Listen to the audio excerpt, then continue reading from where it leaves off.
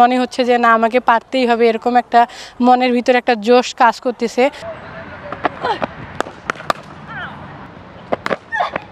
আমরা ইনশাআল্লাহ স্পিন ডিপার্টমেন্টের পাশাপাশি পেস ডিপার্টমেন্টের থেকেও কন্ট্রিবিউট করতে পারবো। আমার পার্সোনাল যে টার্গেটটা এটা আমার অনেক সিক্রেট।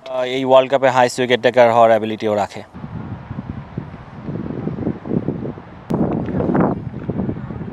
টিমের রিকোয়ারমেন্ট অনুযায়ী আমরা যেন আমাদের বেস্ট পারফরমেন্সটাই করতে পারি টিমের জন্য। একটা সময় যে ওনারাও একজন দুজন পেস বোলারকে নিয়ে ম্যাচ খেলাইছে, এখন আমাদের মেন্স টিমে 4-5 জন করে পেস বোলার খেলতেছে। সো আমরা ওই জিনিসটাই টার্গেট করতেছি যেন আমরা আমাদের পারফরমেন্স দিয়ে ওমেন্স টিমের জন্য আমরা অ্যাজ এ 3-4 জন পেস বোলার জন্য আমরা বেস্ট 11-এ খেলতে পারি। এইখানে আমরা কিছু করতে পারলে আমাদের দেশের ক্রিকেট, আমাদের দেশের নাম অনেক উপরে উঠে যাবে।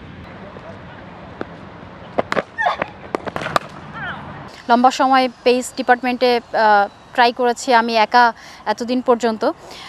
এবার আমার সঙ্গে মারুফা আছে, দিশা আছে, ঋতুমণি আছে। সো আমার বিশ্বাস যে এই ওয়ার্ল্ড কাপে আমরা ইনশাআল্লাহ স্পিন ডিপার্টমেন্টের পাশাপাশি পেস ডিপার্টমেন্টের থেকেও কন্ট্রিবিউট করতে পারবো। এখানে আসার পর থেকে আমার অনেক ভালো লাগতেছে। আর আমার পার্সোনাল যে টার্গেটটা এটা আমার অনেক সিক্রেট, সো সিক্রেটেই থাকবে আর কি। তালহা স্যার আসার পর থেকে মনে করেন মেন্টালি বলেন বা খেলার দিক দিয়ে বলেন আমি একটু মনে হচ্ছে যে না আমাকে পারতেই হবে, এরকম একটা মনের ভিতরে একটা জোশ কাজ করতেছে। তালহা স্যার অনেক সুন্দর সুন্দর কথা বলতেছে, যেটা আমার মাথায় ভালোভাবে নিতে পারতেছে আর কি। মারুফা, আই হোপ যদি ও যে অ্যাবিলিটি আছে ও এই ওয়ার্ল্ড কাপে হাইস্ট উইকেট টেকার হওয়ার অ্যাবিলিটিও রাখে। জাহানারা যদি ওর লাইন লেন্থ মেনটেন করে, ও যদি খুব কন্ট্রোলে বোলিং করতে পারে, ওর অ্যাকুরেসি আছে, ও যদি খুব ফোকাস থাকে, তাহলে জাহানারাও আমাদের জন্য একটা অ্যাসেট হিসেবে কাজ করতে পারে ওয়ার্ল্ড কাপে।